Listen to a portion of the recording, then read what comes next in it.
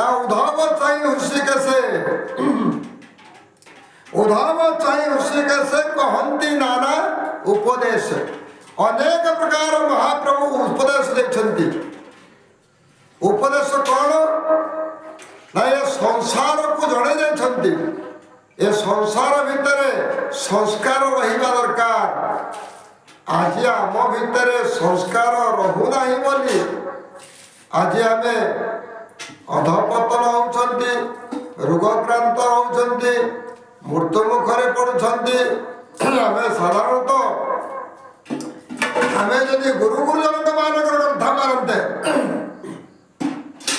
ଆମେ ଯଦି ଗୁରୁ ଗୁରୁଜନ ମାନଙ୍କର କଥା ମାନନ୍ତେ, ଗାଡ଼ିରେ କଣ୍ଟା ଦେଇଛି 120ରେ ଚଲେଇବା ପାଇଁ, ଆମେ କ'ଣ କରୁଛନ୍ତି?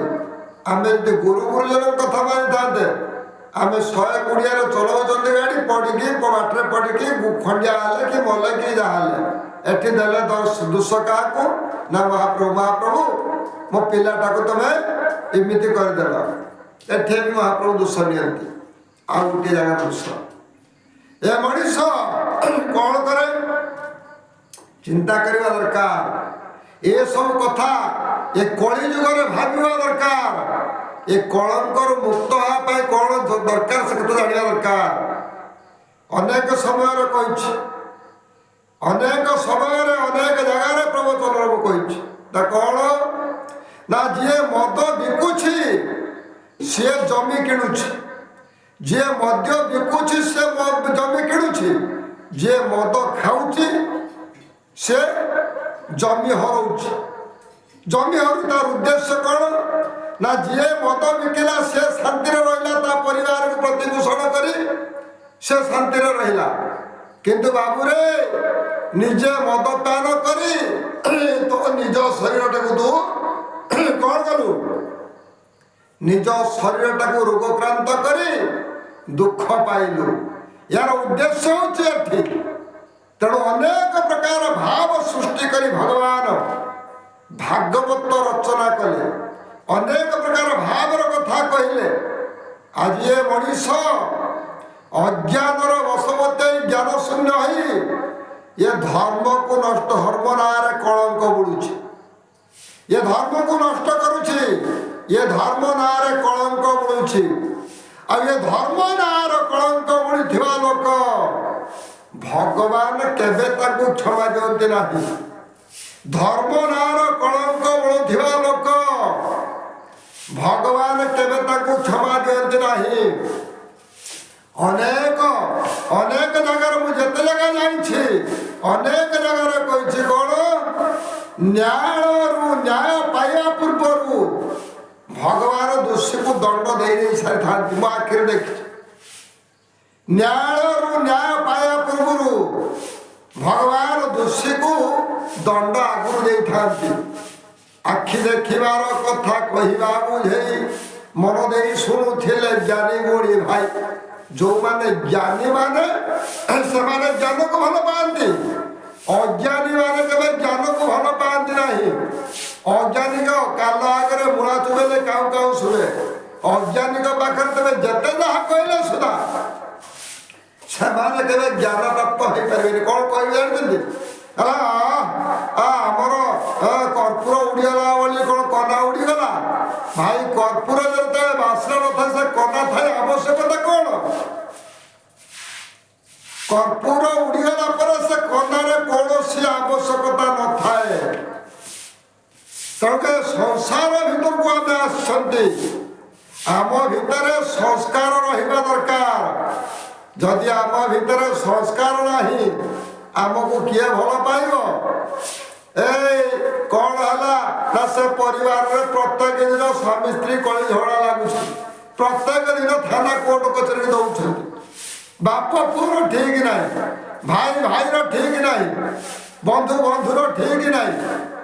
ଇଏ କ'ଣ ଆମର ସଂସ୍କାର? ଆମର ସଂସ୍କାର କ'ଣ? ଭକ୍ତିରସ କଥା, ସନାତନ ଧର୍ମ। ସନାତନ ଧର୍ମର ସତ୍ୟତା ଅଛି। ଯେଉଁଠି ସତ୍ୟତା ଅଛି ସେ ପରିବାର କେବେ ଅସତ୍ୟରେ ମନ ବଳେ ନାହିଁ। ତା ପରିବାର ସଦା ସର୍ବଦା ସେଇ ରାସ୍ତା ଦେଇ ଚାଲେ। ଭଲ ଦେଲେ ଭଲ ନିଶ୍ଚିତ ପାଇବା, ତେଣୁ ବାପା ଖାଇଥିଲେ ତାଳ ପୁଅକୁ ପଡ଼େ ପକାଳ।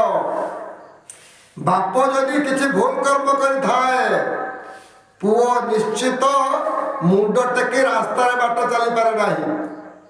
ଯେଉଁ ପିଲାମାନଙ୍କୁ ଆମେ ଏତେ ସ୍ନେହ ମମତା ଦେଇ ଯତ୍ନ ଦେଇ ପାଠ ପଢ଼ାଉଛନ୍ତି କିମ୍ବା ଖାଇବା ପିଇବା ପାଇଁ ଦେଉଛନ୍ତି, ପିନ୍ଧିବା ପାଇଁ ଦେଉଛନ୍ତି, ସେଇ ପିଲା ଯେତେବେଳେ ଦାଣ୍ଡରେ ଯାଉଥାଏ ତାକୁ ଯଦି ଅନ୍ୟ ଲୋକ କୁହନ୍ତି ଏ ଗୋଟେ ମଦୁଆର ପୁଅ ଆସୁଛି, ଏଇଆ ଶୁଣିବା ପାଇଁ ତାକୁ ଥିଲା, ତାକୁ ଏଇଆ ଶୁଣିବାର ଥିଲା। କିଏ ଭୁଲ କରୁଛି? ବାପ ମା ଭୁଲ କରିବ, ପିଲାମାନଙ୍କୁ ଦୋଷୀ ଦେବ। ବାପ ମା ଭୁଲ କରିବ, ପିଲାମାନେ ଦଣ୍ଡ ପାଉଛନ୍ତି। ତେଣୁ ତା ପୂର୍ବରୁ ବାପ ମା ସତର୍କ ହେବା ଦରକାର। ବାପ ମା ସତର୍କ ହେବା ଦରକାର। ଯଦି ଗୀତା ଭାଗବତ ପଢ଼ିବାର ଅଛି, ପ୍ରତ୍ୟେକ ପରିବାରରେ ଗୀତା ଭାଗବତ କଥା ଟିକେ ଆଲୋଚନା କର। ପ୍ରତ୍ୟେକ ସନ୍ଧ୍ୟା ସମୟରେ ନିଜ ପରିବାରରେ ବସି ଗୀତା ଭାଗବତ ଟିକେ ଆଲୋଚନା କର। କାରଣ ପରିବାରରେ ଧୀରେ ଧୀରେ ଧୀରେ ଧୀରେ ଧୀରେ ଧୀରେ ପରିବର୍ତ୍ତନ ହେଇଯିବ। ଇଏ ହେଉଛି କଳି ଯୁଗ ନୁହଁ, କର୍ମର ଯୁଗ। ଯୁଗକୁ ଯୁଗ ଏହି ମତେ ପରମାନନ୍ଦ ଏ ଜଗତେ।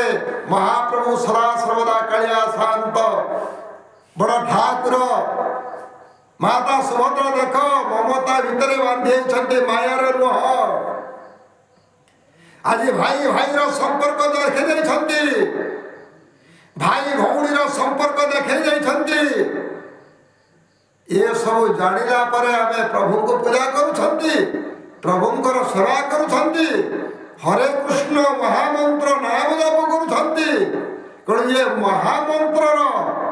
ଏ ମହାମନ୍ତ୍ରର ରହସ୍ୟକୁ କେବେ ଯାଇନାହାନ୍ତି ନା? ହରେ ରାମ, ଯଦି ପାରୁଛ ରାମଚନ୍ଦ୍ର ଭଳି କର୍ମ କର। ହରେ କୃଷ୍ଣ, ଯଦି ପାରୁଛ କୃଷ୍ଣଙ୍କ ଭଳି କର୍ମ କର। କୃଷ୍ଣ କ'ଣ କର୍ମ କରିଥିଲେ ତାଙ୍କ କର୍ମକୁ ଟିକେ ଅନୁସରଣ କର। ତେଣୁ ଅନେକ ପ୍ରକାର ସେଇଥିପାଇଁ ମହାମନ୍ତ୍ର ବୋଲି ତାର ନାମ ଦିଆଯାଇଛି।